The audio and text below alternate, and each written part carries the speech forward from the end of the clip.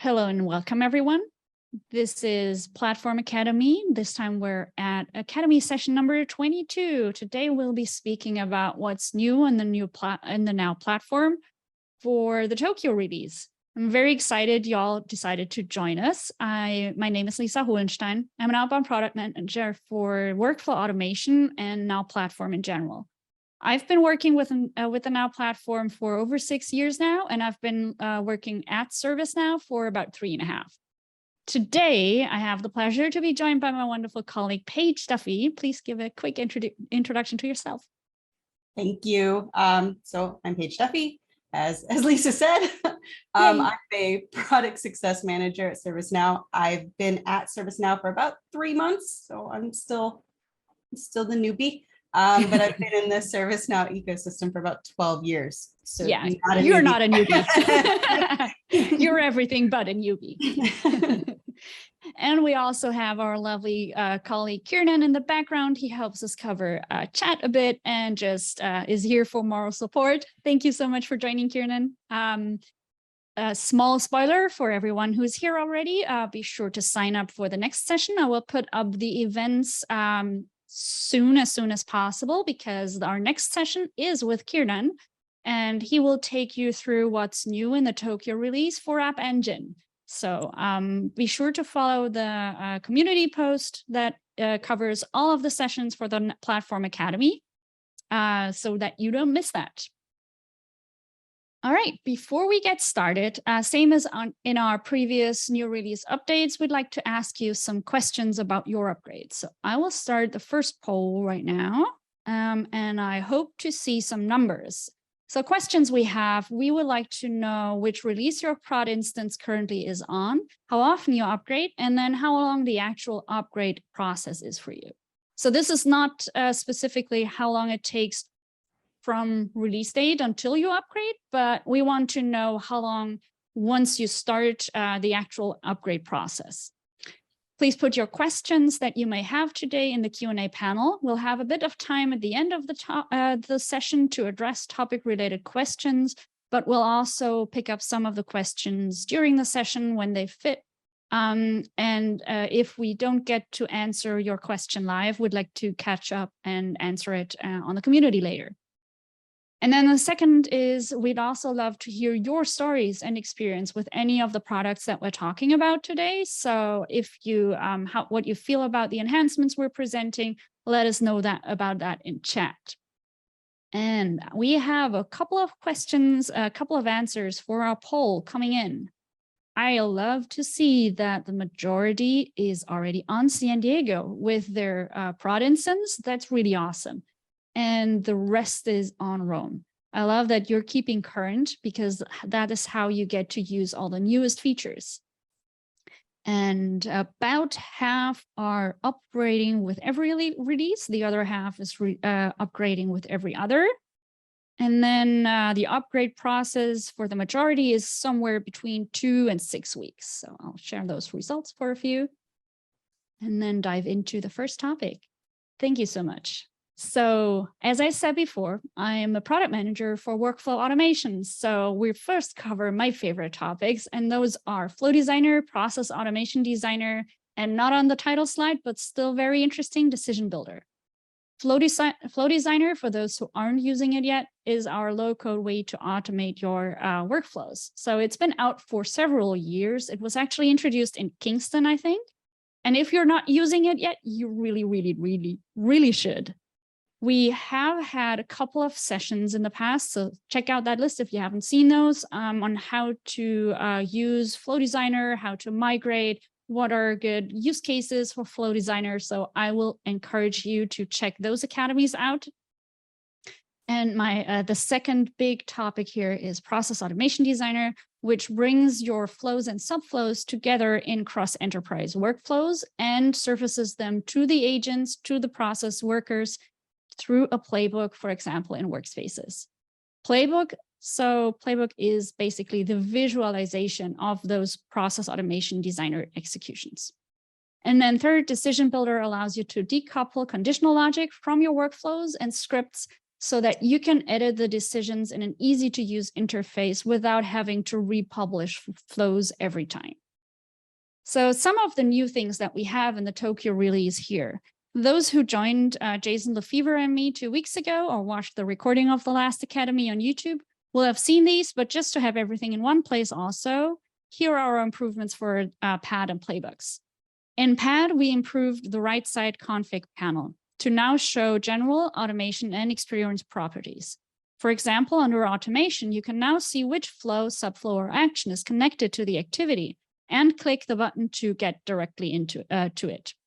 It opens Flow Designer just as you're used to from other places as well. Second, we can now copy a process directly with a button press, either from the process itself or from the list of processes, to quickly create another process definition for similar use cases. And then new for Playbook, one enhancement that was asked very often, and it just makes the agent's life a little easier every time. The Playbook component will now automatically advance to the next step or stage, so you don't have to click as often. And then second, we've also introduced proxy data brokers to improve the performance and easier setup of your Playbook component and its parts. There's also a store app that contains several more process activities out of the box. So previously only Playbook experience was in store or delivered through store. Pad has now joined that. So there's a bunch of actions that you can download and use, like creating a child task, creating a child case, using the DocuSign or Adobe Sign activities, or messaging activities like MS Teams or Slack. Those are now there for Process Automation Designer out of the box, and all you need to do is set up the credentials and you're good to go. So this is for Playbook, and and Pat, I'm really excited about those. I really like to see how they're making it easier to get to things. And you see it slowly over time, but like being able to click and open up Flow Designer directly from there. It's the little things that save you that 30 seconds that I'm like, yes. Yes. We have a similar effort on the Decision Builder front. So our colleague, Julia Perlis, who's the product owner for Decision Builder, has been working with different other product teams to surface the Decision Builder right from the place that people are building their logic. So it's already available in Flow Designer, but we're working on making it available directly in Process Automation Designer, maybe even from scripts or business rules from other places. It's now available for change policies. Change approval policies have been using decision tables in the back end prior to Tokyo already, but it wasn't possible to edit those in Decision Builder. This is a new feature in Tokyo for Decision Builder. Very cool. For Flow Designer, we added new roles. So the read-only roles can now be used to better protect certain users from doing things they really, really shouldn't.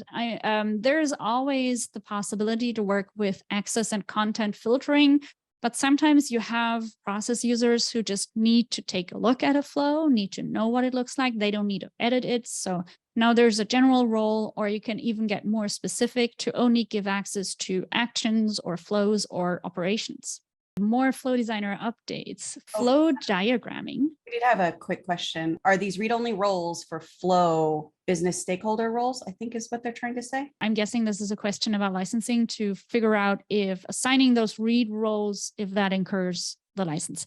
I don't know. I would guess so, because any permission on the database will usually incur some form of licensing.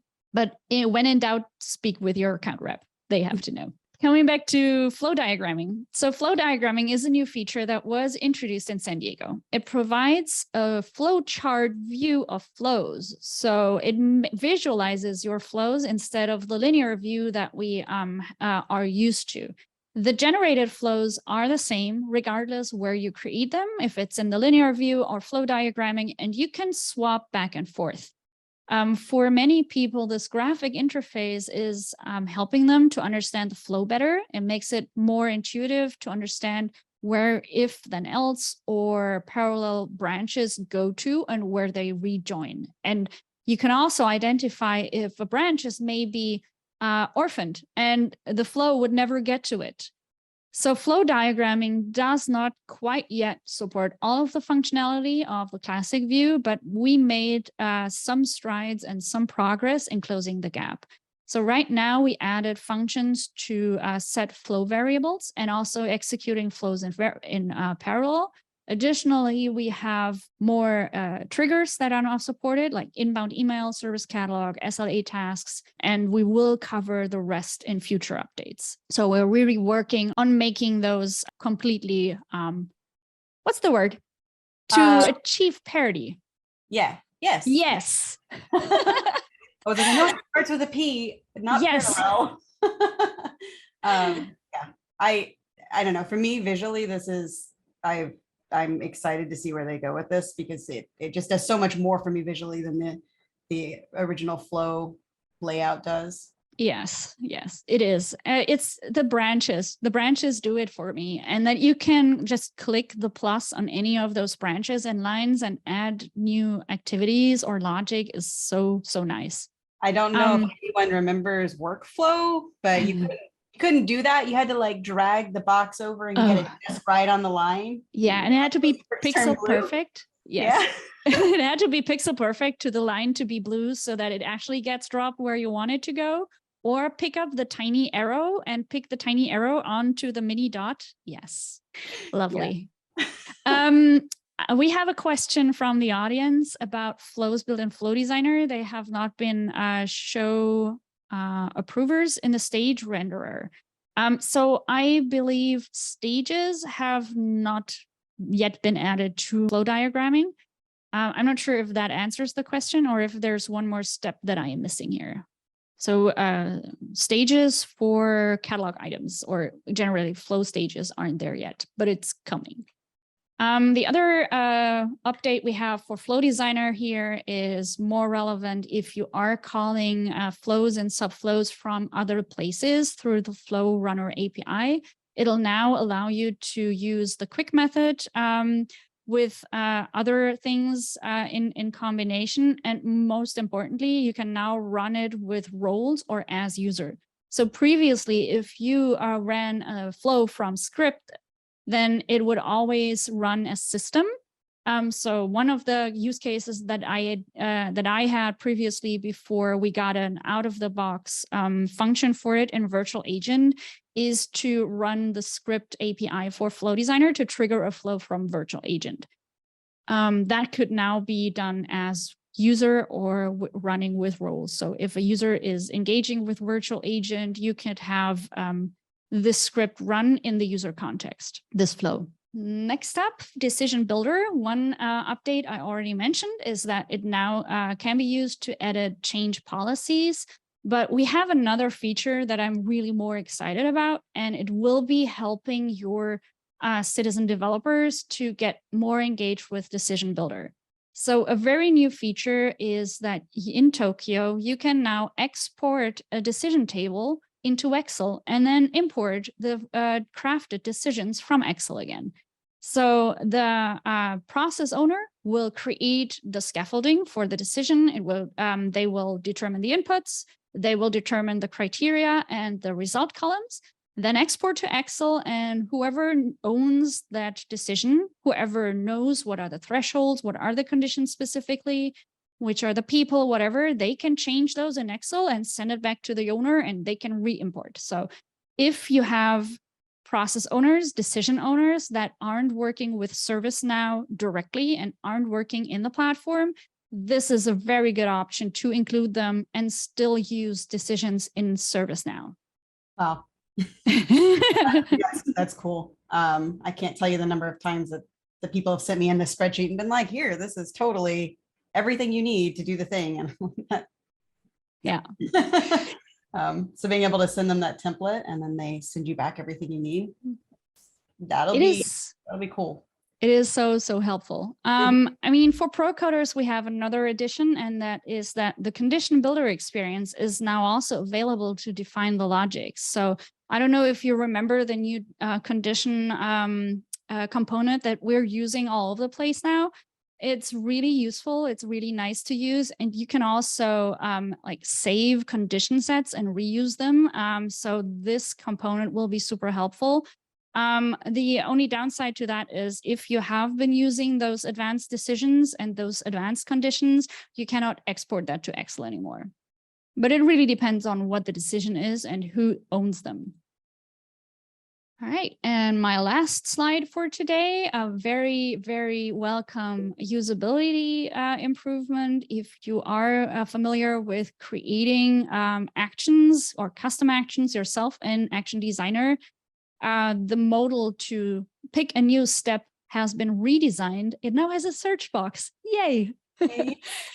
And it's much easier to find the right step that you want to use. So it sounds minimal, but these things make your life so much easier. It is the little things. Like it is definitely the little things. Okay, this is your part, I think. So I will hand it over to you, Paige. Yeah. See what's new in development and configuration. All righty. So prior to Tokyo, if you wanted to have multilingual support for notifications, you really kind of had to build that yourself. So you're talking about a bunch of customizations or multiple notifications to support those languages. And so this should make it so you don't have to do that anymore. So it utilizes some of those existing components to create translation request tasks so that your translators can come in and create the translated notifications. And then from there, when a notification is sent out, if the user profile has a language that matches one of your translations, it will send that new notification in the translated text. If it doesn't, it goes to default, but it's automating all of those pieces. So you don't have to sit there and, have 16 notifications for languages or script it.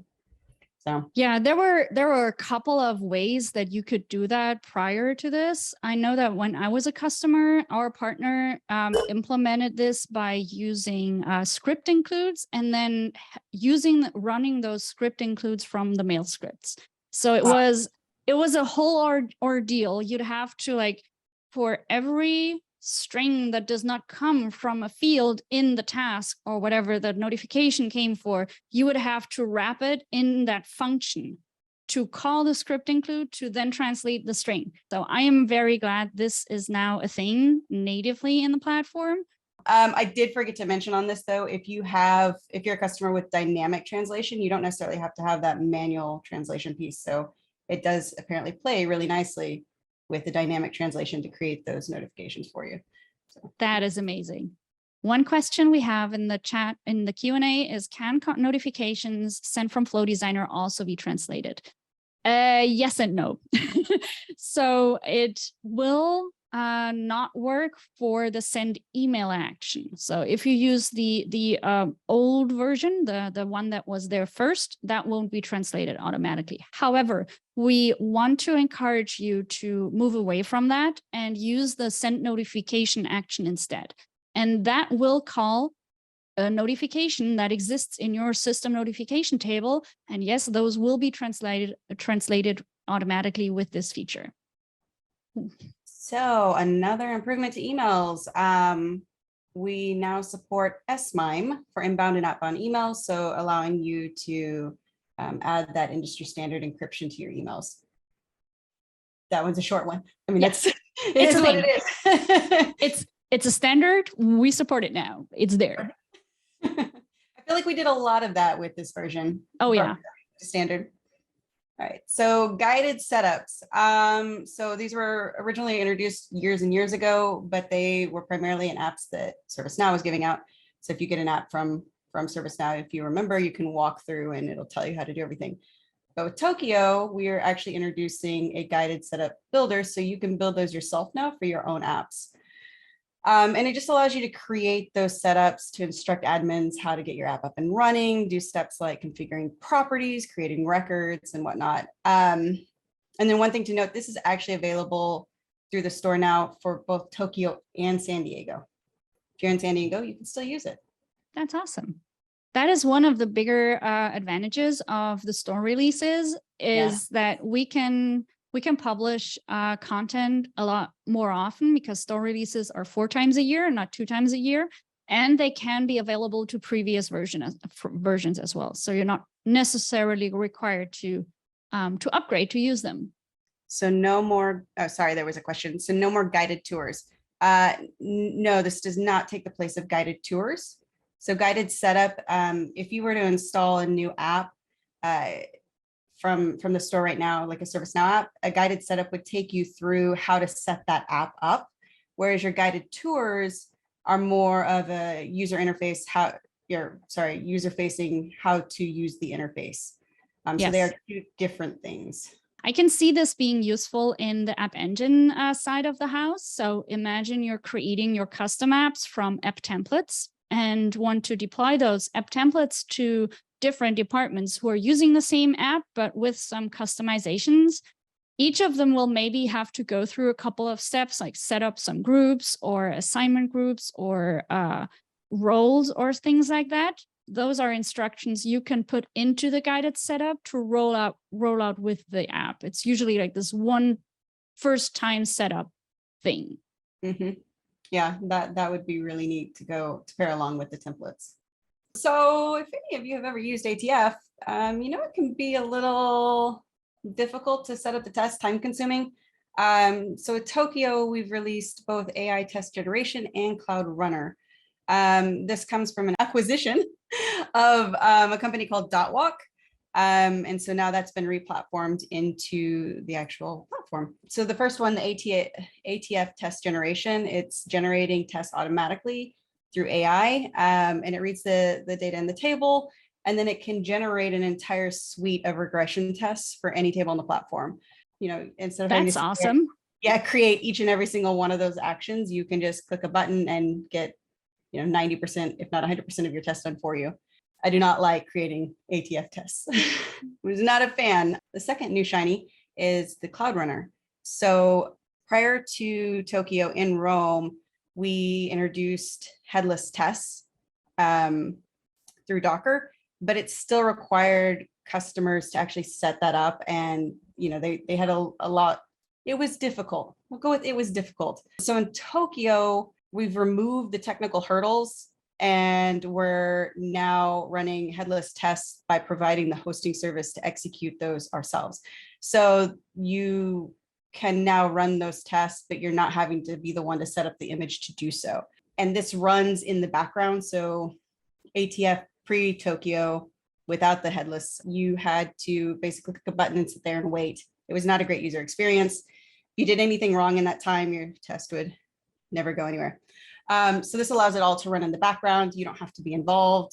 Yay. One note on this though. So for the Cloud Runner, you can execute up to 2 tests in parallel at the same time for no additional cost. But if you want any more than 2 or need any more than 2, that can be purchased. But that's really just running them at the same time. So if you need to run more than 2 tests, you can have all the tests that you want. That's just how many you can run in parallel. A couple of other notes though, this is not available yet. It's one of the few apps that we didn't release with early availability. So it will be released with general availability in September. And then there will apparently be a dedicated academy session. Oh, yes. This in September. So yes. So exactly. Just so that fits the question that was just in a Q&A panel. Yes, it is currently not yet available for PDIs because it will be released with general availability. And we will have an academy session on, I think the current plan is September 29th. So the third Thursday, the third Thursday in September. And we'll be joined by the product owner for ATF. And I hope that we get to see a nice little demo. I mean, demoing the Cloud Runner is just like demoing headless testing. It runs on another system, so you won't really see much, but we still want to show off the AI powered test generation. I think that will be very interesting to see. Yeah, we had talked about doing this, like playing with this on Live Coding Happy Hour last Friday. Oh yeah. But the concern was that we would basically hit the button and be done. So because it is that easy. I've gotten to see it, and it's pretty quick and easy. So Well, that's what it's supposed to be, right? It's It supposed is. to make our lives easier. Yeah, I really hope that it can help people to adopt ATF. Oh, yeah. And I know the struggle is real. Admin Center. All right, so this is a new application. It is built for platform owners and admins. Initially, it's just going to focus on enabling you to easily access platform capabilities, discover new applications, get insights and recommendations. And then the first version will focus heavily on ITSM and ITOM. So it's really meant to help you see what applications you can install, providing visibility into your entitlements, and then making recommendations based on your instance. So it should be information that is specific to your instance and your needs and your licensing, etc. I think that's a really cool thing also. And I think I forgot to put in the notes, but we'll also have an academy session on this one. Let me check my schedule. So we will cover this, I think in October. We will have a session about better upgrades with Upgrade Center, and that will also include the adoption blueprints and admin centers. So we'll do a whole admin focused academy session, probably the first session that we do in October. Right. Oh, this is actually one of my favorites. Is the formula builder. So this was added for App Engine Studio and Table Builder, but you can actually still use it on the back end at the dictionary level. So I tested today. It's there. It is. I've seen it too. It was created at the dictionary level so that it could be used in AES and the Table Builder. But what it does that makes me happy is it allows you to create formulas that are Excel-like. So if you're used to creating formulas in Excel, it may be much easier for you. I am much better at formulas in Excel than I am formulas in JavaScript, which is why I'm so excited about this. As you're talking about in AES and in Table Builder, it's meant to give citizen developers more of that look and feel that they're used to. But again, because it's in the back end too, you don't have to use that if you don't want to. So it's exciting for me. Within the dictionary definition, you'll find a switch to move from calculated fields to the formulas.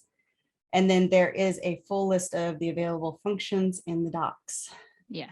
Again, we have content, or we'll be having content out there covering this topic. In this case, the developer advocates will have a live coding happy hour this Friday, which is tomorrow. So that the developer advocates will dive deeper into Formula Builder and hopefully find some awesome use cases to replace scripted calculations with formula calculations. Yes, it is a fairly expansive list that you can use. It's not perfect. I know that you can't use like the regular operators, so plus sign, minus sign, but you can do all of those through, like you can see on the screen, multiply sum. So it's awesome. It's very cool. All right, so much for this part where about development and things. We'll now talk through some miscellaneous and now platform enhancements, and I hope I pronounced that correctly because it's a hard word. We did have one quick question. Does Formula plugin automatically activate during upgrade? I don't think so. I upgraded my instances and I think I had to install it. I'll be honest, I pretty much get all of my instances and then immediately put AES on it. So I don't know.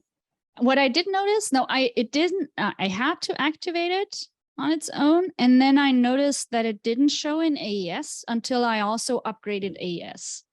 So it was available in the dictionary and not yet in Table Builder. So you'll have to update both of those.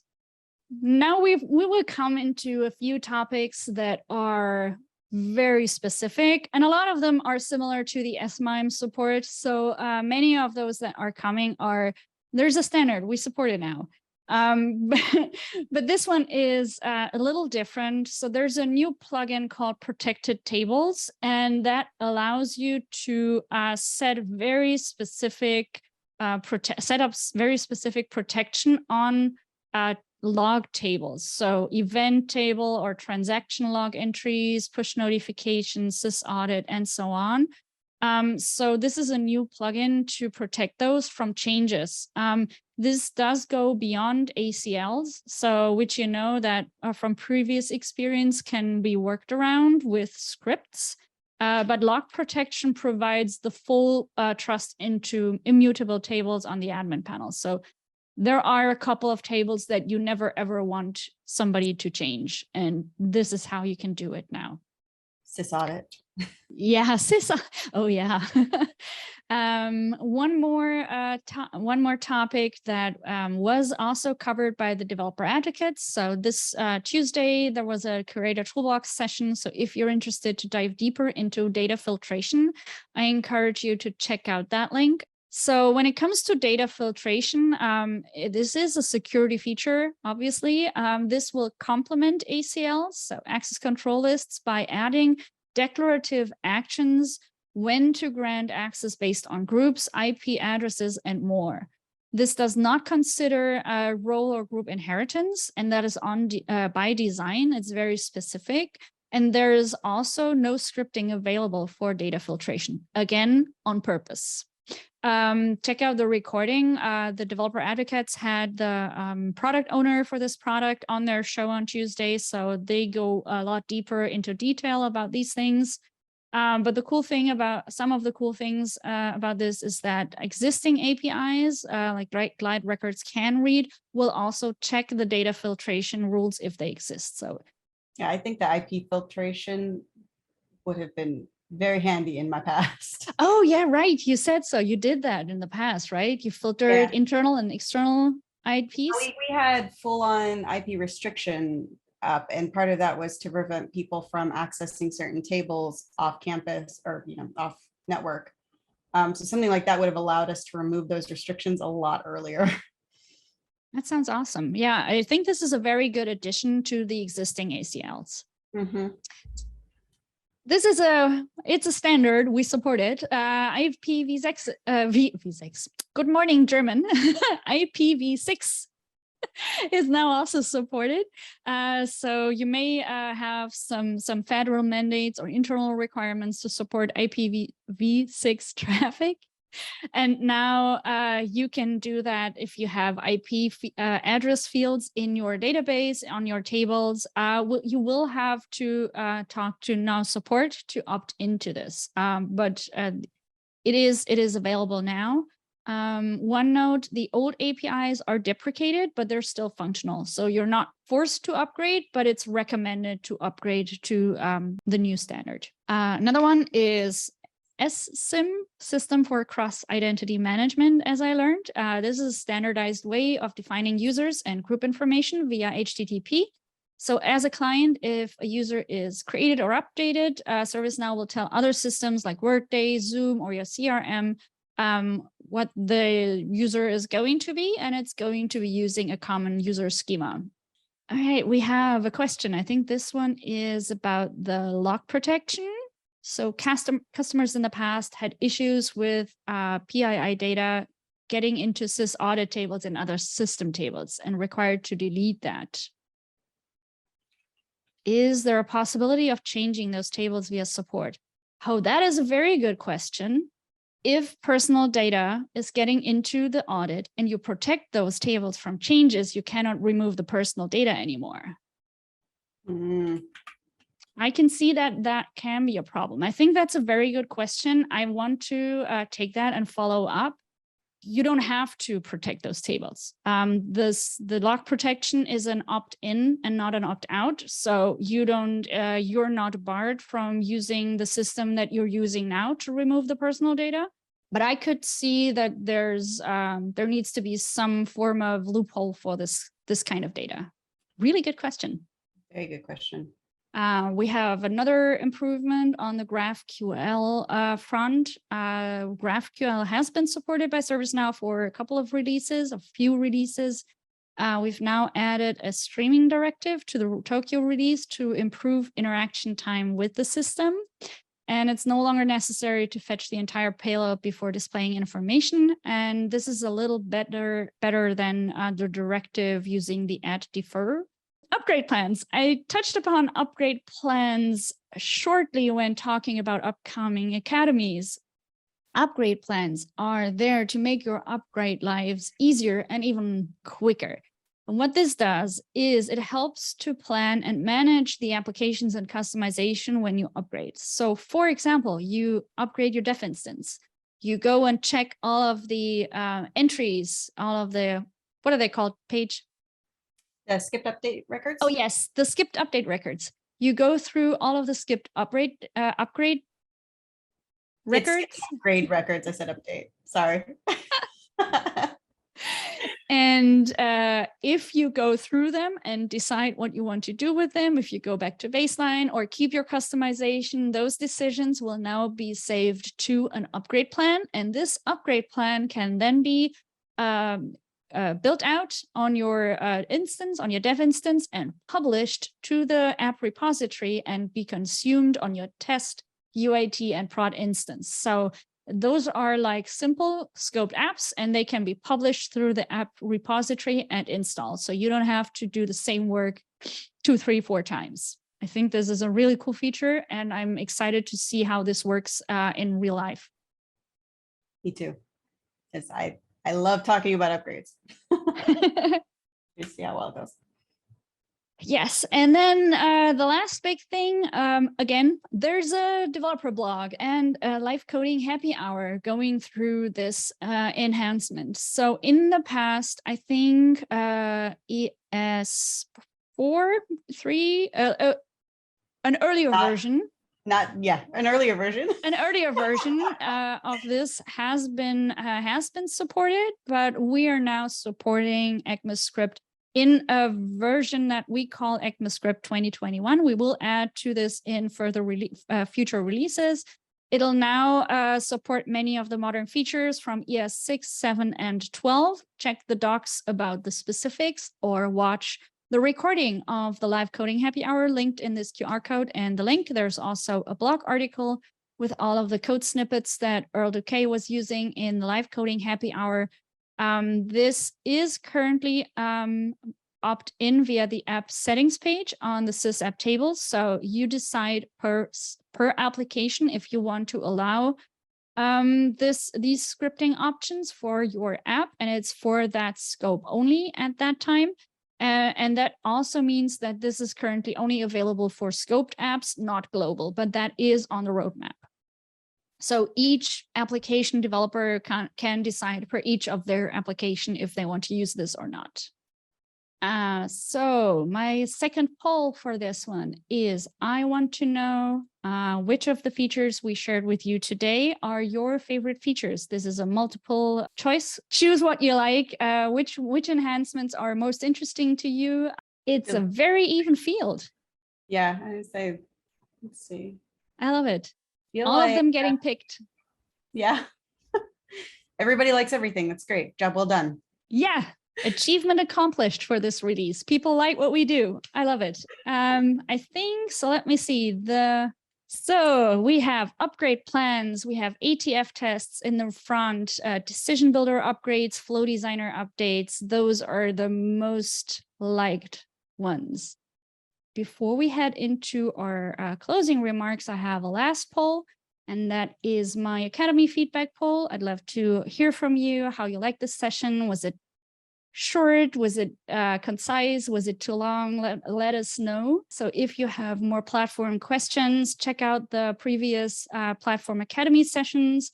Look in the community for the other Academy formats that we have. We have a Next Experience Academy if you're interested in the new UI and learn how to use it best and how to implement it in your company. To learn about UI Builder and workspaces. We have a Performance Analytics and Reporting Academy. We have one for Process Optimization, Mobile Academy, Virtual Agent. Like almost all of the platform topics are being covered by different teams, and they all have an amazing archive of sessions. So I highly encourage you to check those out. You can find them on the community or also on the Now Community YouTube channel, where this is also being posted. So I hope you will check out the other ones. Do we have one for CSM? I think there is a CSM office hours. So it may not be called Academy, but look in the Now community channel for office hours. I know that there's one for HR at least. Really good questions today. Thank you, everybody. Thank you so much. Thank you, Paige. Thank you so much for joining me. That was a really cool session. I am happy that everybody joined us for this session. I will post the recording early next week. Be on the lookout. Be sure to join us for our next sessions. We will be covering what's new in App Engine in 2 weeks.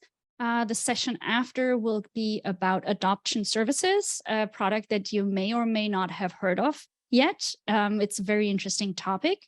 We will talk about things like guided setup that we talked about today, guided tours, help center, and onboarding modals. The session after that, end of September, as I said, will be about automated test framework. The product manager, Dinesh, will join us to lead us through automatic test creation and cloud runners. And then in October, we will be talking about better upgrades with Upgrade Center and adoption blueprints. Thank you, everybody, for joining. Have a great day. Bye-bye.